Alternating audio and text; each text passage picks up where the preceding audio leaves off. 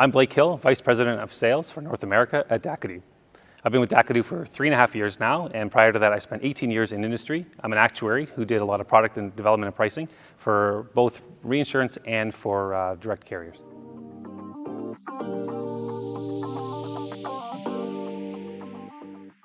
Insurers face many challenges when it comes to their consumer experience, whether it's the poor buying experience, the kind of lag and delay sometimes in buying, even that kind of a view that you have to be selected to buy a product. You don't just get to buy a product like pretty much everything else in your life. So when it comes to trying to improve that or think about those challenges, it's really trying to put the user at the center or the customer at the center. And I know a lot of insurance companies talk that talk, but to really drive change, they have to think differently.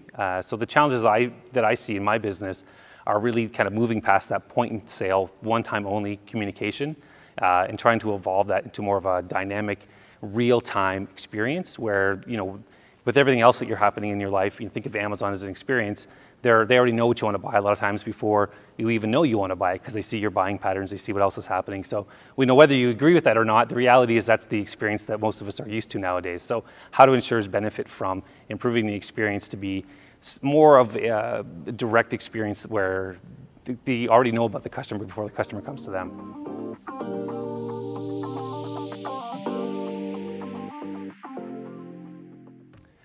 Insurers are creating holistic experiences through the use of technology as well as kind of design thinking that I've seen.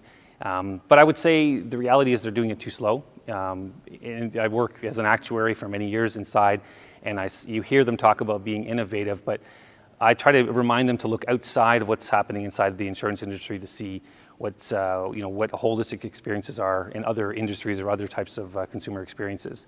So what I've seen that the insurers do well is really that idea that they do have an intermediate sales channel, typically, an advisor. And so historically, they've done a great job of supporting the advisor and having the advisor play the role of being that holistic advice. And I think that's still a very important piece for insurers to get their arms around because the advisors are a great extension of the insurer. Now, if it's not a captive channel, you maybe say you don't have as much influence over that, but the reality is I still think they do a good job. From a technology perspective, I think what you're seeing now is probably a little bit of catch up. So I don't want to say they're doing a great job, but in terms of catching up, they're doing better. So they're building the policy websites. You can log in, change address. They're making the call centers more seamless when you call in. But in my business, what we're seeing now is more of them trying to reach out and actually have a connection with them, an ongoing conversation with their customers. And actually, through our wellness app, they're building out what we call a We Care strategy. They're demonstrating that they're with their partner, their customer for life, not just in those scary, sad moments in life, but all the way through the life journey.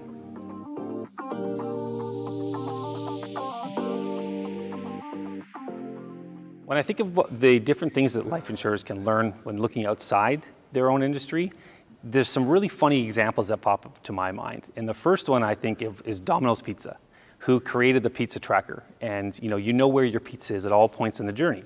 And that idea, that technology is, I think, approaching 15 years old now. And they continue to refine and expand upon that. Now imagine if we did the same thing within life insurance.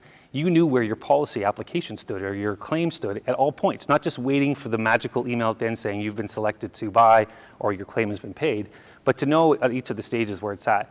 Maybe the insurers think their customers don't know, but the expectation is, think of Amazon, you know where your shipment is at all points in the journey. So it's our expectation as consumers that we kind of know where we stand in the process at all times.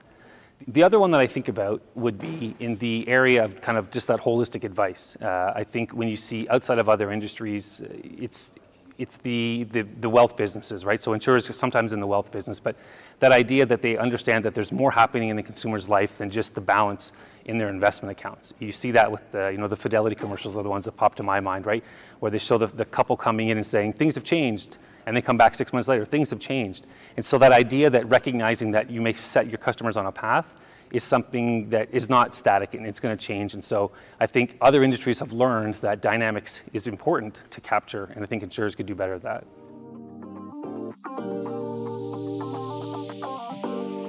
So life insurers need to increase their engagement after the buying experience, and that's what we do at Dacadoo.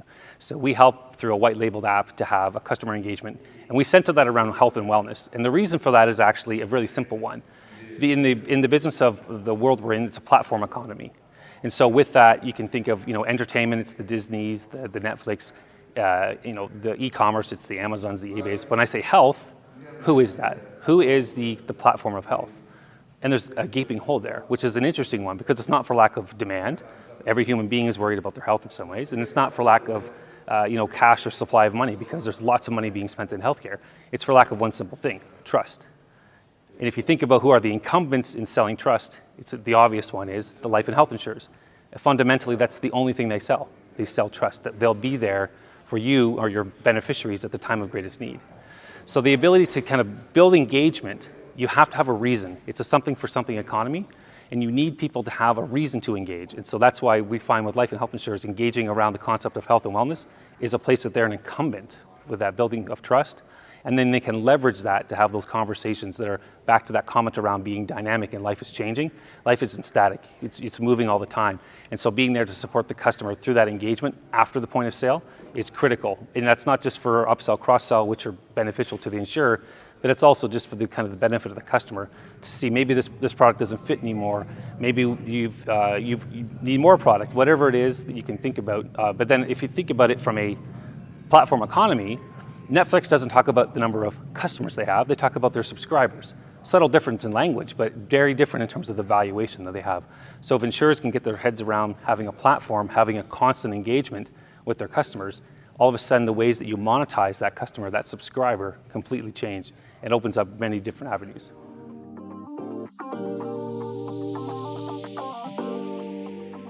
The technology that's most impactful when creating great end-to-end experiences is really what I would say IoT, Internet of Things. And that is so much more than just the simple things like a step counter or a tracker on your wrist.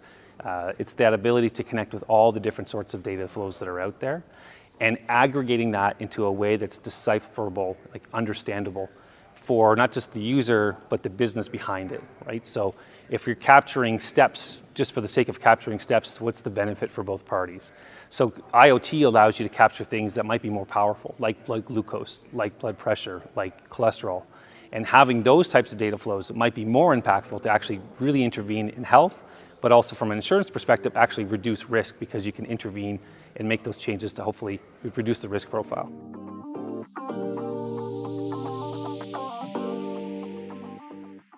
To create world-class experiences, life insurers need to be thinking about their ongoing customer engagement, building that relationship and having that ongoing flow of communication.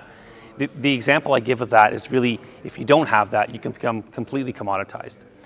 And when I ask the simple question, name the manufacturer of the item you bought from Amazon, most people can't answer that. They think of, well, I bought the thing that said bestseller or Amazon's choice. And that's because you're taking the recommendations from the platform itself and the manufacturer is completely irrelevant. So insurers need to be making sure they're having ongoing communication with their customers for one simple reason, and that's relevance. They need to remain relevant in the current economy. If they don't, they will become more and more commoditized. And people talk about Amazon becoming the insurer and the Amazon experience in insurance. I think if you think of it from what Amazon typically does, it's what they do is they actually don't become the manufacturer. So, the threat of Amazon as the insurer isn't the concern. It's the fact that when they become the middle layer and commoditize the manufacturer behind the scene, and it becomes margin and bestseller choice because that's all that's left. So that's the most critical thing. It's in terms of building relevance, and to do that, you need to have an ongoing engagement.